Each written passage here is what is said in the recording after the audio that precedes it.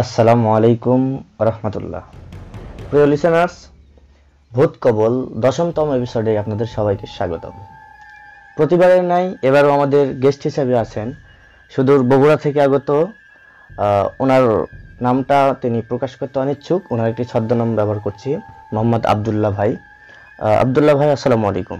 ওয়ালাইকুম আসসালাম।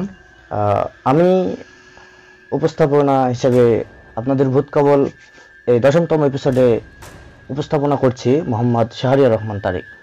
আবদুল্লাহ ভাই তিনি তার জীবনে ঘটে যাওয়া এবং তার ফ্যামিলির কাছ থেকে বা তার পরিচিত মানুষদের কাছ থেকে জানা ঘটনা আমাদের সকলের সামনে শেয়ার করবেন। তো প্রিয় লিসেনার্স, আমরা আর দেরি না করেই তিনার কাছে চলে যাব। তিনি আমাদের ঘটনাটি এখন শোনাবেন। আবদুল্লাহ ভাই, আপনি শুরু করতে পারেন। ধন্যবাদ তারেক। অ্যাকচুয়ালি আজকে আমি শুরু করতে যাচ্ছি আমার পরিবারে ঘটে যাওয়া এবং একটা ঘটনা দিয়েই শুরু করছি।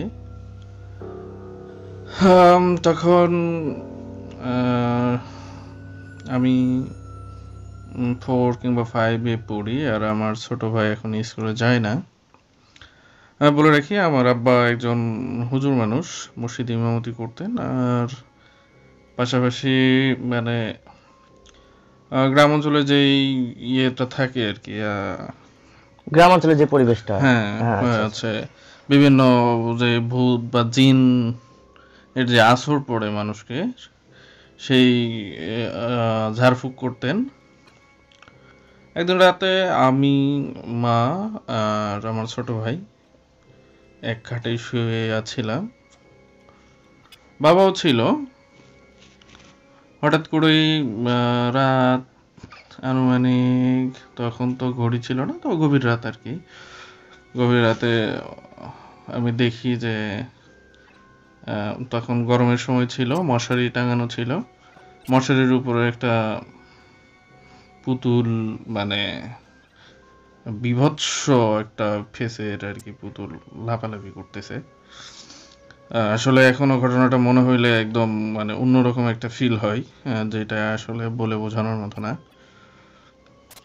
তো দেখি যে বাবা একটা হাতে পাখা ছিল, পাখার ডাট দিয়ে বাড়ি দিচ্ছে, আর ওই পুতুলটা এক জায়গা থেকে আরেক জায়গায় লাফে লাফে যাচ্ছে। তো অনেকক্ষণ মানে এই ঘটনা অনেকক্ষণ চলতে থাকে। তারপরে একটা পর্যায়ে গিয়ে যখন বাবা বিভিন্ন রকমের তদবির করে আর কি, বিভিন্নভাবে ওকে তাড়ানোর চেষ্টা করে, একসময় যাওয়ার সময় ও মশারিটা ছিঁড়ে নিচে পড়ে এবং আমার ছোট ভাইয়ের মানে উপরের ঠোঁটে একটা মানে আঁচড় দিয়ে যায়, যে দাগটা এখনো তার এতে আছে, উপরের ঠোঁটে আছে আর কি। তারপরে আমরা যখন ইয়ে করি সকালবেলা, তো সারা রাত তো আমরা অত্যন্ত ভীত অবস্থায়, আর যেখানে আমার আব্বা নিজেই ঝাড়ফুঁক করে, সেখানেও মানে আমাদের বাসায় এরকম একটা ঘটনা, সত্যি একদম মানে ভয়ানক একটা ঘটনা। পরের দিন সকালে আব্বাকে মা জিজ্ঞেস করে যে এই এই সমস্যাটা কেন বা কি কারণে এমন হতে পারে। তখন আব্বা বলতেছিল যে ওই রাতে ঈশার নামাজের পরে একজনের ইয়ে হয়েছিল, জিনের আসর করছিল। তো আব্বু নাকি ওনাকে ঝাড়ফুঁক দিয়ে আসছে, মানে জিন তারাই আসছে আর কি। ওইটা তখন ওখান থেকে এসে আমাদের বাসায় এভাবে আক্রমণ করে।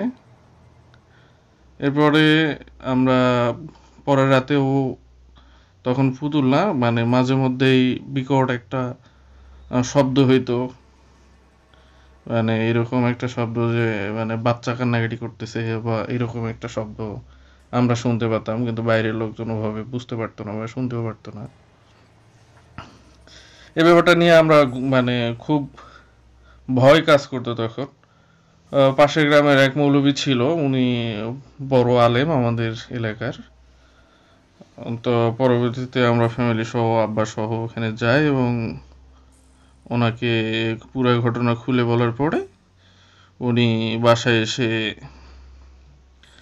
ওই যে জিন ছিল, বিভিন্ন পদ্ধতিতে ওনাদের যে পদ্ধতি সেই পদ্ধতিতে ওনাকে হাজির করে এবং উনি ট্রিটমেন্ট দেয়। পরবর্তীতে আল্লাহর রহমতে আর সমস্যা হয় নাই। আসলে এই ঘটনাটা এভাবে বলছি, রাইট ওয়েতে হয়তো এক্সপ্লেন করতে পারতেছি না, কিন্তু সেই মুহূর্তের যেই অনুভূতি আসলে সেটা ভাষায় প্রকাশ করার মতো না। খুবই হররেবল একটা মোমেন্ট ছিল আর কি। মানে একদম গা শিরার মতো। হ্যাঁ, একদম গা শিউরে ওঠার মতো একটা ঘটনা। আর তো এটা আপনার এখনো মনে হয়? এখনো মনে হয় বলতে মাঝে মধ্যেই এই জিনিসটা আমার ছোট ভাইকে দেখলেই মনে হয় যে ওর হচ্ছে এই জায়গায় এখনো কাটার একটা দাগ আছে, ওই জায়গাটাতে দাড়ি ওঠে নাই, মানে মোজ তো আর কি ওঠে নাই, ওই জায়গাটাতে এখনো দাগ আছে আর কি। সেই সময়টাতে আপনার ভাইয়ের মানে বয়সটা কিরকম ছিল? ওর বয়স খুব বেশি না, এখন স্কুলে যায় নাই, মানে 4-5 বছর। বছরের মতো আচ্ছা, বয়স ছিল আর কি। জি। অবশ্যই আব্দুল্লাহ ভাই, আপনি একটা ঘটনা বলেছেন, এই ঘটনাটা জানি না আমার সঙ্গে ঘটলে আমি কি বা করতাম। আমার তো শুনেই আপনার কাছ থেকে একদম গা শির উঠতেছে, খুব ভয় পাচ্ছে।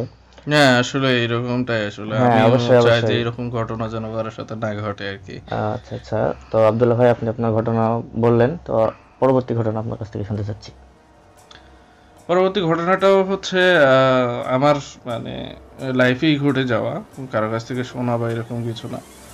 আহ, যেহেতু আব্বা হুজুর মানুষ ছিলেন, সচরাচর আমাকে মাদ্রাসায় ভর্তি করে দেয়।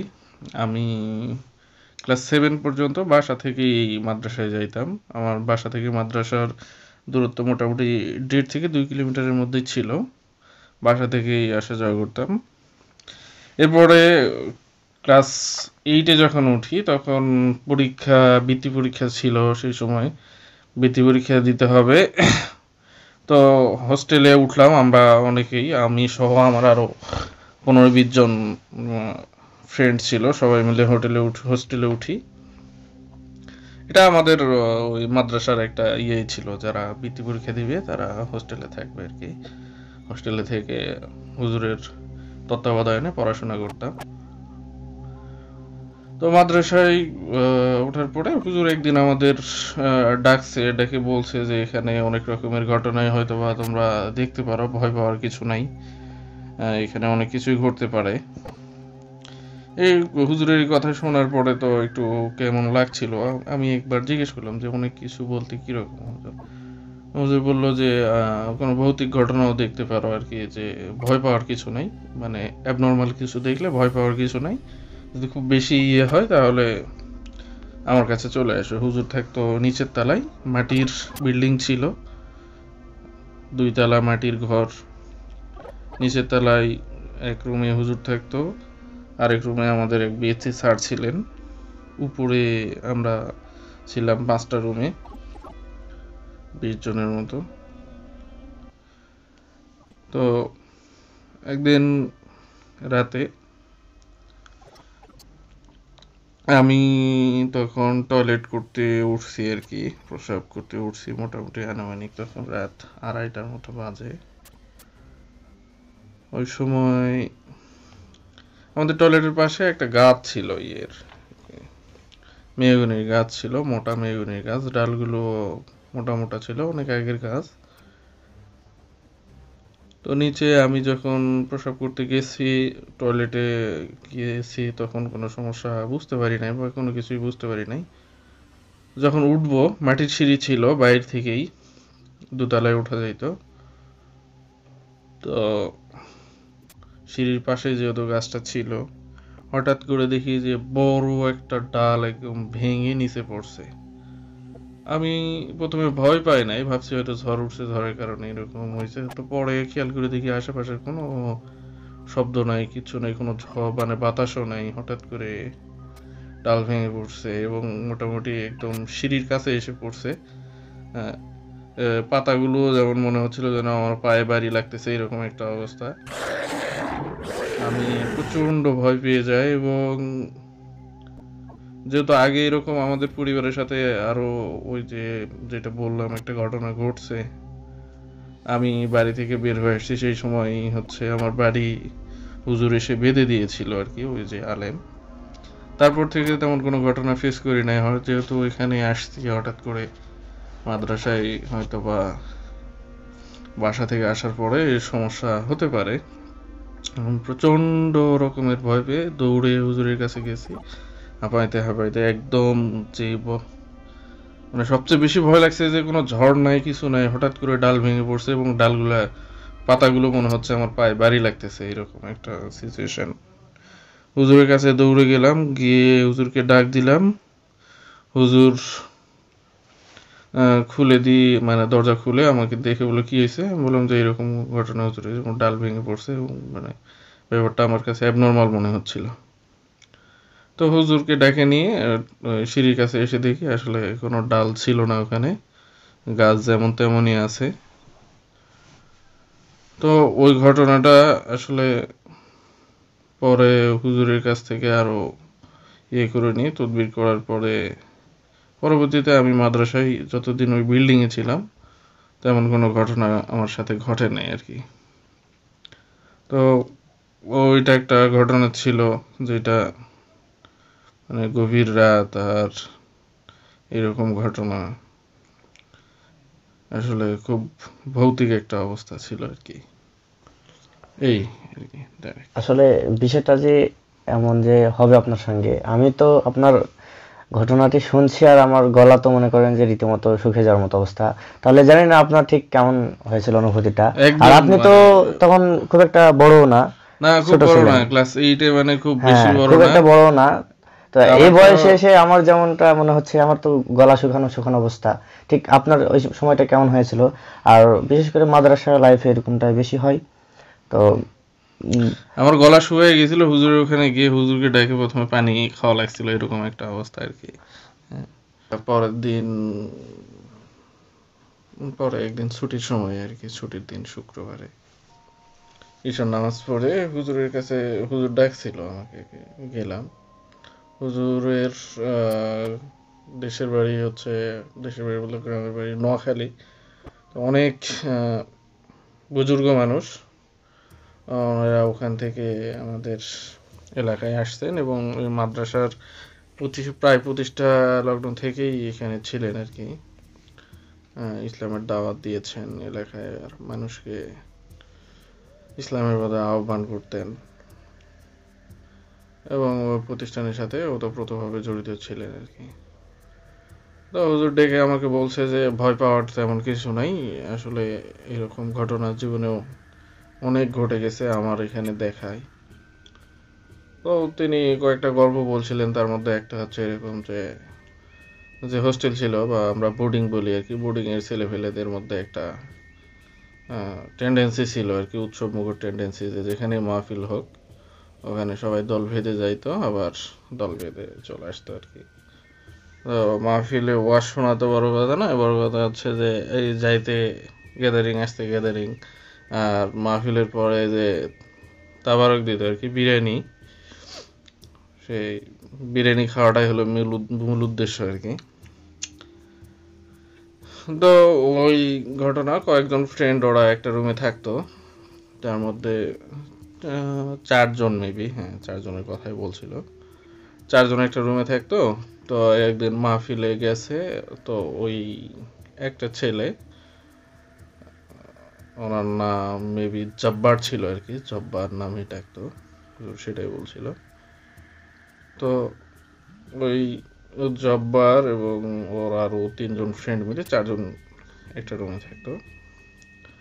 একদিন হুজুর যেটা বললো যে ওই হুজুরের কাছে ওরা গল্প করছে আর কি, ওরা আরও যে 3 জন ফ্রেন্ড ছিল, যে এই ঘটনাটা হুজুরকে বলছে, হুজুর আবার আমাকে সেদিন বলছিল আর কি।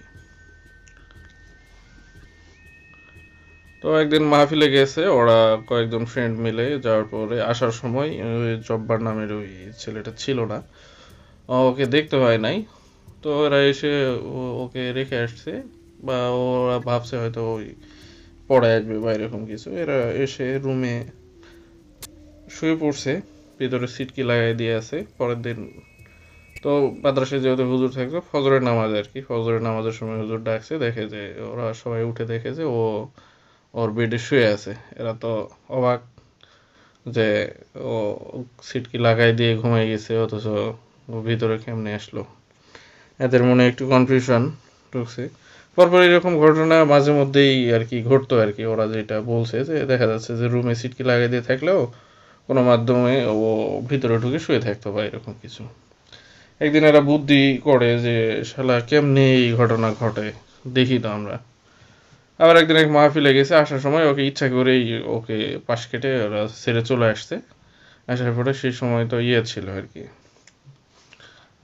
কুপি আর কি, যেটাকে আমাদের এলাকায় কুপি বলে, মানে ছোট মোমবাতির মতো কিন্তু কেরোসিনের ইয়াতে চলে আর কি, এরকম বাতি বাতি, হ্যাঁ। তো ওইরকম ওটা বন্ধ না করে একটা জ্বালায় রাখে, রেখে ওরা হচ্ছে শুয়ে পড়ে এবং সিটকি লাগাই দেয়। আমাদের ওই অঞ্চলে খিল বলে আর কি, দরজার খিল লাগাই দিয়ে শুয়ে পড়ে। ওরা ঘুমাইছে এমন একটা ভান করে থাকে, কিন্তু তিনজনের একজনও ঘুমায় নেই। ওদের চিন্তা ভাবনা ছিল যে কেমনি ও রুমে ঢোকে এটা দেখবে আর কি।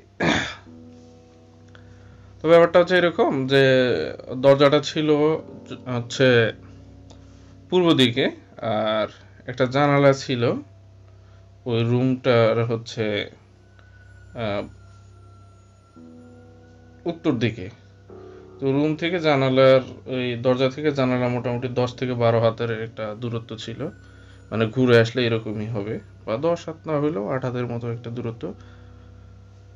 তো দেখে যে ওরা ইয়ে করে আছে, প্রথমে দরজায় একটা শব্দ হলো। তো ওরা ভাবছে হয়তো আসছে, দেখি কেমনি খোলে। আসলে ওরা যেটা দেখছে, দেখে হুজুরের কাছে বর্ণনা করছে, আসলে একটা শকিং ব্যাপার আর কি। এরকম ঘটনা আসলে কোথাও ঘটছে কিনা আমার জানা নাই। আমি তো শুনে আমি নিজেই তো একদম মানে হাত পা কাঁপার মতো অবস্থা। জানি না ওই ভাইদের সাথে কি রকম ওই ওই মুহূর্তে কি অবস্থা ছিল। তো দেখে যে ওই জানালা দিয়ে সে হাত দিয়ে, জানালার উপরের পার্ট দিয়ে হাত দিয়ে ভিতর দিক দিয়ে 8 হাত লম্বা, মোটামুটি এই এতক্ষণই একটা জায়গা দিয়ে ওর হাতটা দিয়ে ও ওই খিল খুলতেছে আর কি, সিটকিটা। এরা তো দেখে একেবারে মনে করো যে অন্যরকম অবস্থা। ও কিছু বলে না, ও যেই খুলে ভিতরে ঢুকছে শুইছে, আর আস্তে করে একজন বের হয়ে হুজুরের কাছে চলে গেছে। হুজুরের ডাকে নিয়ে এসে ইয়ে করতেই তো ওই বুঝতে পারছে যে ও ধরা খেয়ে গেছে আর কি। তো এসে দেখে যে ও আর নাই। পরে ওই ওর নাম তো জব্বার ছিল, ও হুজুর অনেক ইয়ে জানতো, আমল করতো আর কি হুজুর। পরে ওকে হুজুরের যে মাধ্যম ইয়া ছিল আর কি, ওনার যে আমল ছিল ওই মাধ্যমে, ওনার যে প্রসেস, ওনাকে ওকে ডাকছিল। ও বলছিল যে হুজুর আমি তো আসলে কারো ক্ষতি করার জন্য আসি নাই, পড়াশোনা করার জন্যই আসছি, এই আর কি। তো হুজুরকে বলছিল পড়াশোনা করার জন্য আসছি, পড়াশোনা শেষ হইলে চলে যাইতাম, কাউকে কিছু বলতামও না। যেহেতু ঘটনাটা এরকম জানাজানি হয়ে গেছে, ওই কারণে আমি আর থাকি নাই, চলে গেছি আর কি। এটা হলো হুজুরের শোনানো একটা ঘটনা। এরপর আর একটা ঘটনা শোনাইতো হুজুরে। বলতো যে এরকম মাঝে মধ্যে দেখবি যে হচ্ছে এই যে হোস্টেলের সামনে কিছু ইয়ের গাছ ছিল আর কি, অনেক পুরনো ডাবের গাছ ছিল। দেখবি যে আস্তে আস্তে হচ্ছে একটা আগুন গাছের মাথায় উঠবে। এগুলা দেখতে পারিস, এগুলা দেখে ভয় পাওয়ার কিছু নাই, এটা অস্বাভাবিক কিছু না।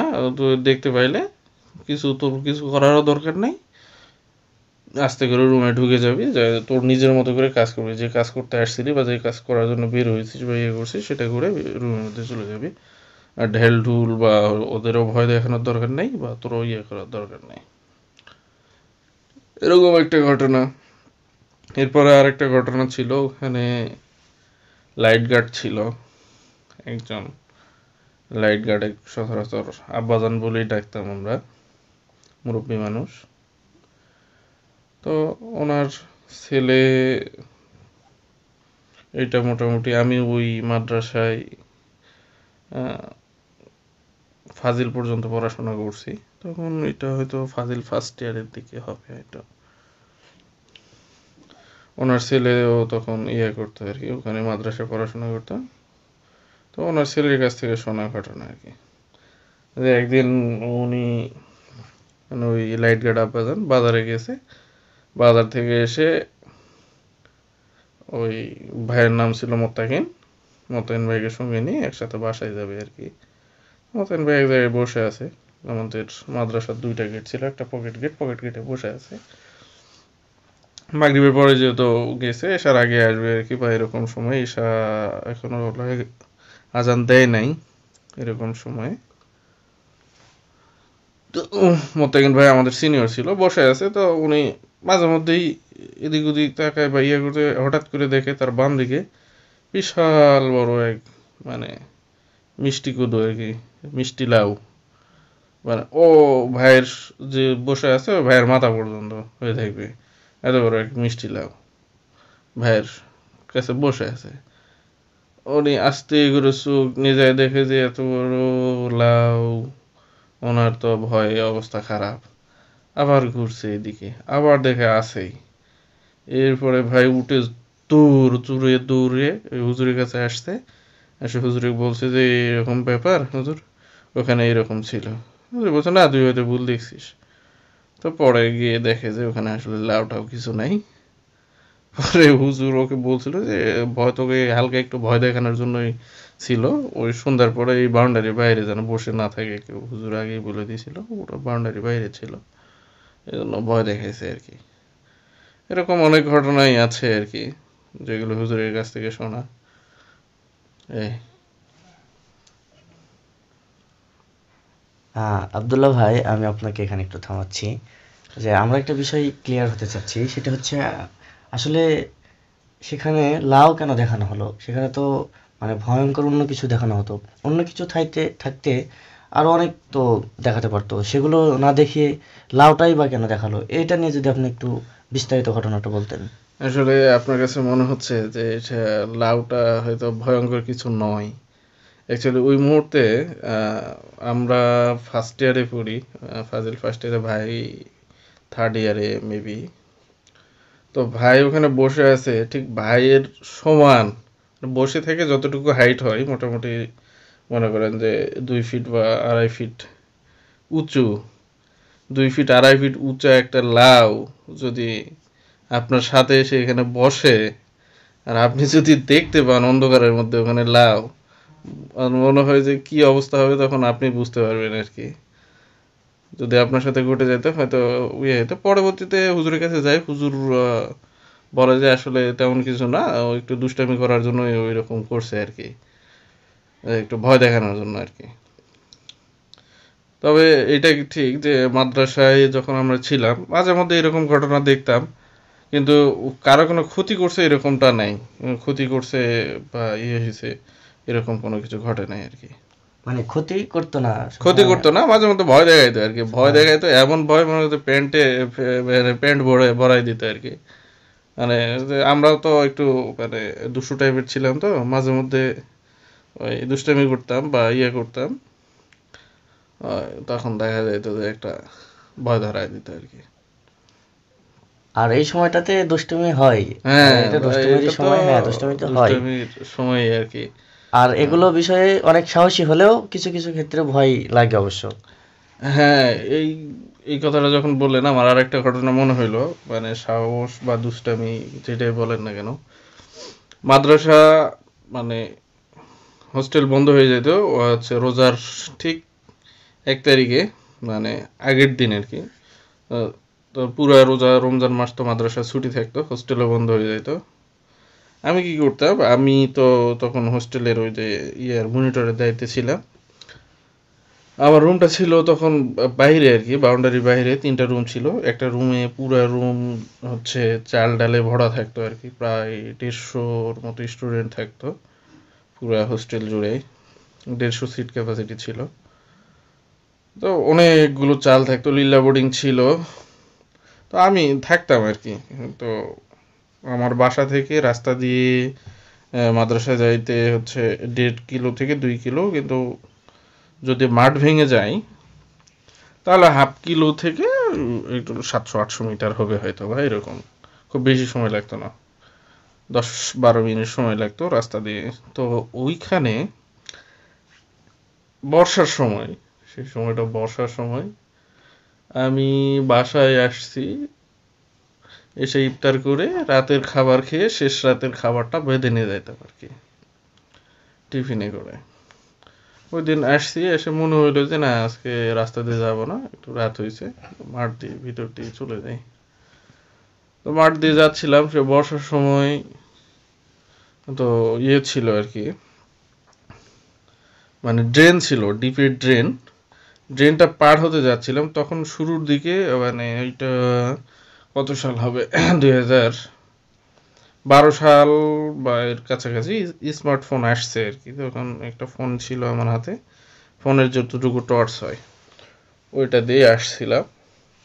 তো ড্রেনের মাঝখানে যখন এক পা আমার পিছনের, মানে ড্রেনের যে আইল ছিল সেই আইলে আর একটা সামনের আইলে, আর মাঝখানে আমি দেখি যে মোটা মোটা দুইটা সাপ, একদম দুইটা সাপ ইয়ে করে আছে। আমি তো ভয়ে দৌড়, মানে সেই লেভেলের দৌড়। মাঝখানে বলতে আপনার দুই পায়ের মাঝখানে? দুই পায়ের মাঝখানে দুইটা মোটা মোটা সাপ, এমন মানে যেটা ভয়ঙ্কর লেভেলের আর কি। আচ্ছা আচ্ছা। আমি দৌড় দৌড়, মানে সেই লেভেলের দৌড়। আর আমার মনে হচ্ছে যে আমার পিছনে পিছনে আসতেছে আর সরসর সরসর করে শব্দ হচ্ছে, জুতা টুতা ফেলে দিয়ে মনে করো যে দৌড়। একদম গ্রামের কাছাকাছি এসে উঠছি, উঠে দেখি যে আর কোনো শব্দ নাই, পিছন দিকে তাকায় দেখলাম যে কিছু নাই। আস্তে আস্তে মনে করো যে গা হাত পা, তো তখন বর্ষার সময় ইয়ে ছিল, মাঠে পানি ছিল, একদম ভরে গেছে। ওখানে পাশে একটা পুকুর ছিল, হালকা করে ধুয়ে আমি রুমে আসছি।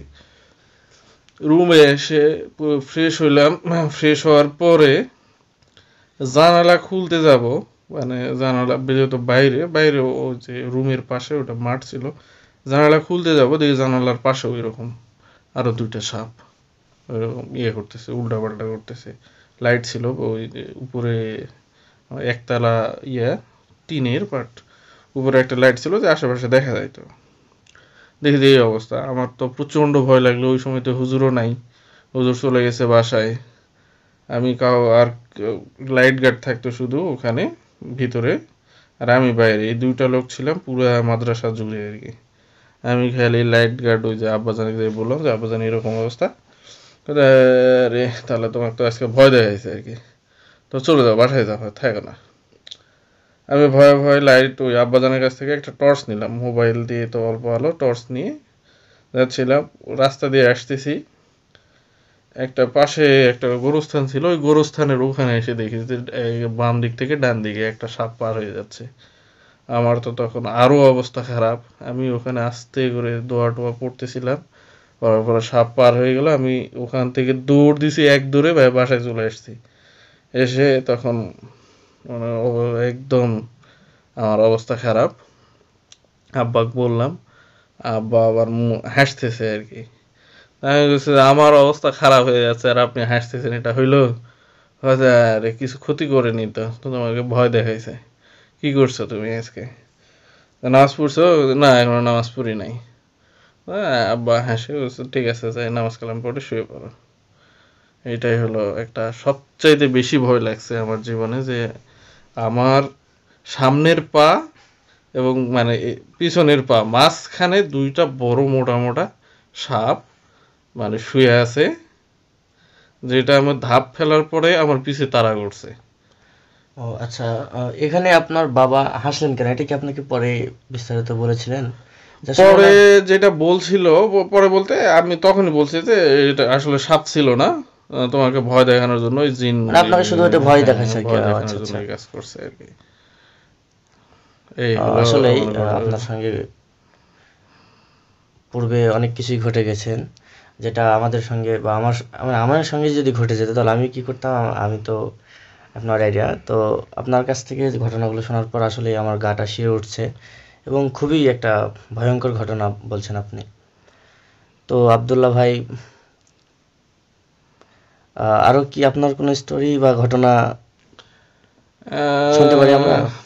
ঘটনা বলতে ছোট একটা মাঝে মধ্যেই তো ইয়ে হইতো, যেহেতু মাদ্রাসার বাউন্ডারির ভিতরে ছিল, একটা বাউন্ডারি ছিল, আর আমার হচ্ছে যেহেতু হোস্টেলের মনিটর ছিলাম, চাল ডাল এগুলো হচ্ছে আসতো, ওই বাইরে একটা 3টা রুম মিলে থাকতো, আমি একাই থাকতাম। মাঝে মধ্যে ছোটখাটো কিছু ঘটনা ঘটতো, যেমন ধরেন যে হলো হঠাৎ করে রাত্রিরে দেখা যাইতো যে হচ্ছে একটা বিশাল বড় মুরগি, সাদা মুরগি ছোট ছোট বাচ্চা নিয়ে ঘুরতেছে, করতেছে, এরকম দেখতাম। এগুলো পরে হুজুরকে বললে হুজুর বলতো যে এদেরকে ঢেল টেল বা করিস না, বা ধরার চেষ্টা করিস না, ক্ষতি হতে পারে। এগুলো আসলে ভয় দেখানোর জন্য এরকম করে, বা মানে ওরা ওদের মন মতো আছে, ওদের ডিস্টার্ব না করতে। মন মতো আছে, তুই তোর মতো থাকবি। আচ্ছা, আমি একটা জিনিস শুনেছি যে আসলে জিন বা ভূত যেটাই বলেন, তো এরা নাকি যাদেরকে একবার দেখা দেয় তাদেরকে নাকি বারবার দেখা দেয়। এই জন্য আপনার সঙ্গে একবার ঘটে গেছে, মানে আপনার সঙ্গে যে মানে পর্যায়ক্রমে পরপর ঘটতেছে, এটাই তো আপনি বোঝাতে চাচ্ছিলেন আমাদের। আসলে এটা কতদূর সত্যতা? হতে পারে, আমার এই ব্যাপারে তেমন কোনো নাই, তবে হতে পারে আর কি, কারণ অনেকবার দেখছি এই ব্যাপারগুলো। হ্যাঁ, আমি পূর্বে জেনেছি এবং আপনার কাছে আবারও জানলাম, বা আপনার কাছ থেকে আবারও শিওর হয়ে নিলাম যে আপনি একবার দেখার পরে বেশ পরপর বেশ কয়েকবার জানছেন, বা আপনার সঙ্গে এসব গল্প শেয়ার করছে, আপনাকেই আপনার সঙ্গে এরকমটাই হয়েছে। হ্যাঁ হ্যাঁ হ্যাঁ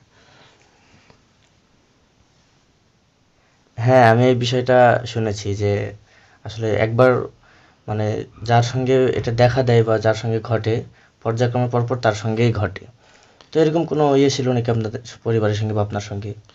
না, আসলে এই ব্যাপারটা হচ্ছে কি, আব্বা যেহেতু একটু ঝাড়ফুঁক করতো, সেই সুবাদে আমাদের সাথে হয়তো বা মানে আমাদেরকে ভয় দেখানোর জন্য বা করার জন্য বেশি ঘটতো। তবে আমার মার সাথে এখনো কন্টিনিউয়াস ঘটে আর কি, এখন যদিও কমে গেছে। মানে আপনার আব্বার সঙ্গে না পেরে আপনার পরিবার? হ্যাঁ, আমার পরিবারের সাথে আর কি। তো পরে এসে আমি যেহেতু মাদ্রাসায় পড়ছি, আসলে ব্যাপারটা হচ্ছে যে আব্বা যেহেতু একটু ঝাড়ফুঁক করতো, এই কারণে আমাদের সাথে একটু আমার যেটা মনে হয় যে এই ঘটনাগুলো একটু বেশি ঘটতো আর কি, যেটা এখনো আমাদের সাফার করতে হয়। মানে আমাদের বলতে আমার সাথে এরকম আর কিছু ঘটে না, কারণ মানে আপনার আব্বা হুজুর ছিল, ওনার সঙ্গে না পেরে আপনাদের পরিবারের মেম্বারসদের সঙ্গে এরকমটা ঘটতো। হ্যাঁ হ্যাঁ হ্যাঁ আচ্ছা, এই যে ওইরকমটাই। একটা বিষয়।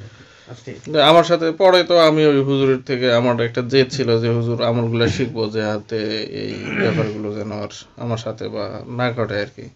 তো হুজুর কিছু আমল শিখাইছিল, যখন এগুলো দেখি বা এরকম মনে হয় তখন সেটা আমল করলে আর সমস্যা হয় না। তো আমার মার সাথে এখনো কন্টিনিউয়াস এই ঘটনাটা ঘটতে থাকে। তখন আমরা অনেক ছোট, যখন কিছু বুঝতামই না, দেখতাম যে মাঝে মধ্যেই মা অনেক হাসতেছে হাসতেছে হাসতেছে, আবার হাসা বন্ধ করে কান্নাকাটি করতেছে। আর আব্বা তখন যখন বাসায় থাকতো না তখন এই সমস্যা হতো আর কি। এরপর আব্বাকে বলা হলে আব্বা এসে ঝাড়ফুঁক করতো, ভালো হতো। আবার কিছুদিন পর এরকম ঘটনা ঘটতো। এখন যেটা মার সাথে ঘটে যে মা কোনো কারণে মা একটু আর্লি ঘুমিয়ে যায়, মা ঈশার নামাজ পড়ে খাওয়া দাওয়া করে তখনই ঘুমিয়ে যায়। মা ঘুমিয়ে গেছে, কোনো কারণে যদি দেখা যায় যে মাকে আমরা ডাক দিছি, তখন দেখা যায় যে হচ্ছে মা আর কাউকে চিনতে পারে না, যে ডাক দিছে ওরে ধরে মানে আচ্ছা রকমের দেয় আর কি। মানে অন্য লেভেলের একটা শক্তি তার উদ্ভট একটা আচরণ শুরু করে। এই কারণে মা ঘুমাই গেলে আমরা সচরাচর ডাকি না, খুব ইমার্জেন্সি হলে আস্তে করে গিয়ে গায়ে হাত দিলে জেগে যায়, তখন কথা বলি আর কি। আসলে আপনার মা কি মানে স্বাভাবিক অবস্থায় এটা বুঝতে পারতেন যে তেনার সঙ্গে এরকমটা ঘটে, মা আসলে বুঝতে পারে না, বা আপনাদের সঙ্গে কি এটা শেয়ার করে? মা যেটা বলে আর কি যে হচ্ছে ওই মার সাথে থাকে ওইটা আর কি, ওই একটা জিন কন্টিনিউয়াস মার সাথে থাকে। আর যখন খুব বেশি হচ্ছে টর্চার করে, তখন দেখা যাচ্ছে অনেক হাসাহাসি করে, যখন মার উপর ভর করে আর কি, তখন অনেক হাসাহাসি করে, আবার কিছুক্ষণ পরে আবার কান্নাকাটি করে। তো বিভিন্ন তদবির করলে, আব্বা তদবির করার পরে ওটা ঠিক হয়ে যায়, কিন্তু 2-3 দিন তার পুরো শরীর ব্যথা করে আর কি, নড়তে চড়তে পারে না, খাইতে পারে না ঠিক মতো, এরকম ঘটে। এখন ওই ব্যাপারটা অনেক কমে আসছে, তারপরেও ওই যে যেটা বললাম আর কি, ঘুমায় থাকলে ও ডাক দিলে এই সমস্যাটা হয়।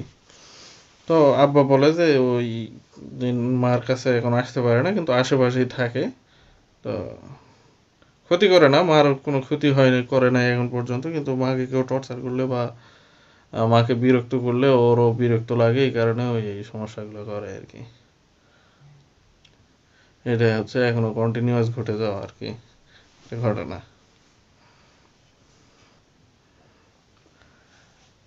আবদুল্লাহ ভাই, আপনার কাছ থেকে ঘটনা শুনলাম। আমাদের ভিডিওর এই শেষ প্রান্তে এসে আপনার কাছে আবার অনুরোধ জানাচ্ছি, আপনার যদি দর্শকের উদ্দেশ্যে কিছু বলার থাকে বা আপনি যদি আমাদেরকে আরেকটু ঘটনা শোনাতে চান, আপনি বলতে পারেন। আপনার মন মতো করে বলে আপনি অডিয়েন্সের কাছ থেকে বিদায় নেবেন আশা করছি। আসলে বলার মতো আর কিছু নাই, শুধু এতটুকুই বলবো যে আসলে এই ঘটনাগুলো জানি না আপনারা কিভাবে উপভোগ করছেন। প্রত্যেকটি ঘটনাই রিয়েল এবং আমার সাথে ঘটে যাওয়া বা আমার শোনা আর কি, তবে রিয়েল ঘটনা। তো আমি আশা করবো এই ধরনের ঘটনা যেন আমাদের কারো না ঘটে, বা এই ধরনের কোনো অ্যাবনর্মাল কোনো কিছু হলেও অবশ্যই আমাদেরকে এটা আমলে নিয়ে একটা ভালো একটা করতে হবে আর কি। তো সর্বোপরি আপনাদেরকে অনেক ধন্যবাদ। তারেক, আপনাকে অনেক ধন্যবাদ আমাকে এপিসোডে ডাকার জন্য। সকলকে ধন্যবাদ জানাচ্ছি এবং আসসালামু আলাইকুম রহমতুল্লাহ। ওয়ালাইকুম আসসালাম রহমতুল্লাহ। প্রিয় লিসেনার্স, আপনারা উপভোগ করছিলেন আমাদের ভূত কবল 10তম এপিসোড। সঙ্গে ছিলাম আমি মোহাম্মদ শাহরিয়ার রহমান তারেক। আমাদের এই 10তম এপিসোডে গেস্ট হিসেবে ছিলেন মোহাম্মদ আবদুল্লাহ ভাই, যিনি বগুড়া থেকে এসেছেন। এই এপিসোডটি এই পর্যন্তই ছিল, আপনারা উপভোগ করবেন। আর আপনারা যদি আমাদের এই ভূত কবল স্টুডিওতে গল্প বলতে চান বা শোনাতে চান, এখানে এসে বলতে পারেন এবং জিমেলে অডিও ক্লিপ এবং লিখে পাঠাতে পারেন। আমাদের জিমেল হচ্ছে BHOOTKOBOL@gmail.com। প্রিয় লিসেনার্স, আপনারা সকলে ভালো থাকবেন, সুস্থ থাকবেন। আপনাদের সুস্বাস্থ্য কামনা করে আজকের মতো বিদায় নিচ্ছি। আসসালামু আলাইকুম রহমতুল্লাহ। আল্লাহ হাফেজ।